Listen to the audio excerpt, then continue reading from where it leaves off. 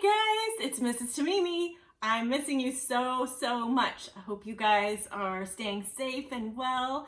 I really wish I could read you a story in person, but since we're all staying safe in our homes, I thought, why don't I read a story and send it to you in a little video? We can pretend it's library time. So before I do, I have a couple little friends I want to introduce you to. Look who I've got, a new little friend for our library. I think she's a hamster or something, I'm not sure, but I don't have a name for her yet, so maybe you can suggest a name for me. And I have another surprise friend that I can't wait to bring into the library. His name is George, and he's right there. Look at George. There's George, he's huge. Isn't he great? I think he's gonna fit right in. You wanna hear the story, George? Yes, he does. So I'm gonna read the story, and I'm gonna put little person here. This is Cooper. This is Cooper, my schnoodle. Say hi, Cooper. Say hi to the kids. The story I'm gonna read today is one of my favorites. You know it. It's Wilfred by Ryan Higgins. You ready to hear it? Okay, here we go. Here's Wilfred. Our story begins in a faraway place where there once lived a lonesome giant named Wilfred. Isn't he cute? But he looks sad. Wilfred was humongous and hairy, and the thing that he wanted most in the whole wide world was a friend. One day, Wilfred came across a little town with little people in it. These little people were very unusual. They didn't have a single hair on their heads, not even the ladies.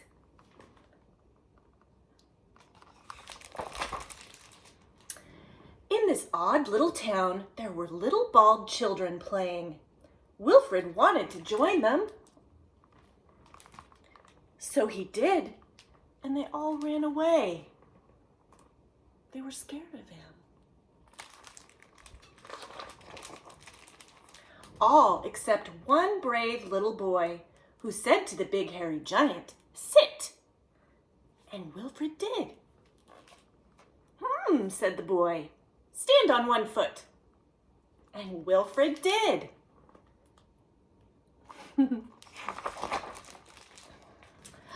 Play golf.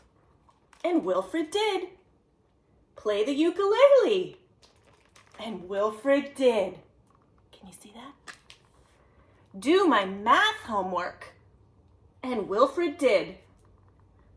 Reenact the Battle of Waterloo. And Wilfred did.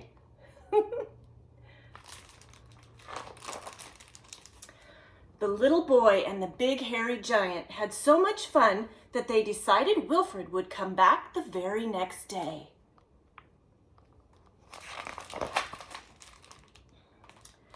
Meanwhile, the little bald townspeople watched as the big hairy giant lumbered away. They wanted hair too. And with winter coming fast, they wanted it soon. So the little bald people in the little bald town came up with a big and nasty idea. When Wilfred came back the next day, a few of the little bald people stopped him and told him that big hairy monsters were not allowed in their little bald town. If he wanted to visit, he'd have to stop being big or stop being hairy. Since Wilfred couldn't stop being big,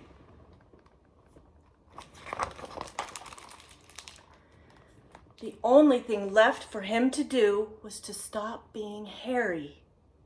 So the little bald people said he should let them cut off his hair. And Wilfred did. Without his hair, poor Wilfred was too cold to play with the little boy. Instead, the big hairless giant went back to his cave. Poor Wilfred. They were not being nice. Winter came early, and the snow piled up on the ground while the little boy waited day after day for the big hairy giant to return. But Wilfred did not come back. The little boy couldn't understand why. Until one afternoon, trudging back into town, he was met with a big, hairy surprise. Some of the little bald people in his little bald town were not bald anymore. They had wigs.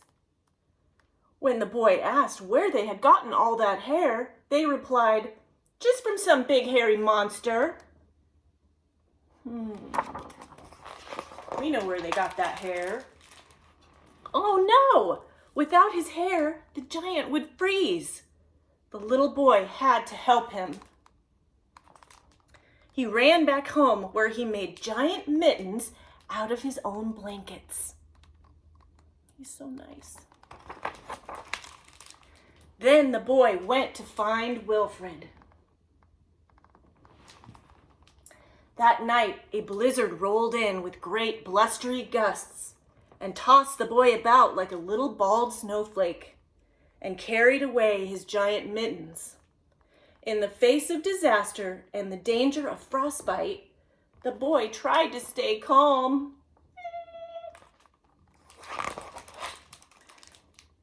The snow fell and the winds blew through the night, and the next morning the town awoke minus one tiny member. The boy was missing. The town sent out a search committee. They looked and they looked and they looked for the little lost boy.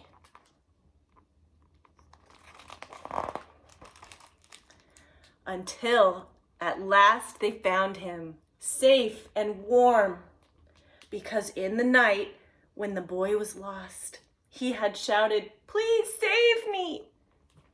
And Wilfred had. The little townspeople felt sorry. This creature wasn't just a big hairy monster. He was a hero, and he needed their help. Yes, he did. They covered Wilfred in blankets and made a big fire to help him get warm. Then they took all their wigs and sewed them back together.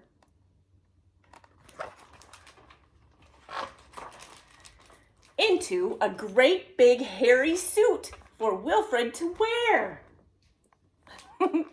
And that's how Wilfred came to have a zipper, a smile, and a very best friend.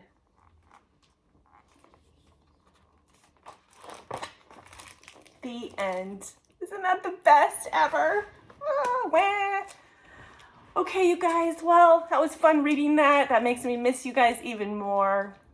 I'm going to bring you guys more stories, and I have more animal friends that I'll show you next time that I'm excited to introduce you to that are going to come live in our library. So until next time, I miss you guys. See you soon, I hope. Bye.